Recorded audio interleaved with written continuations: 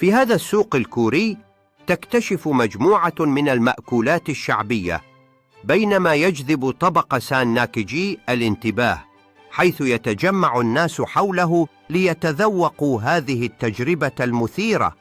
تواجه هؤلاء المتذوقين لحظة حماس وتردد، مع تساؤلات حول المغامرة التي تنتظرهم.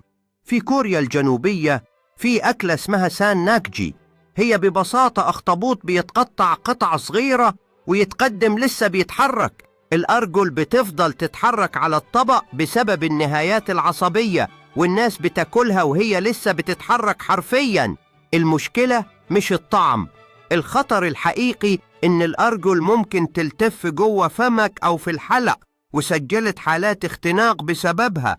بس الغريبة، في ناس بتشوفها أكلة شهية وممتعة، وإنت ممكن تجربها ولا كفاية تشوفها من بعيد؟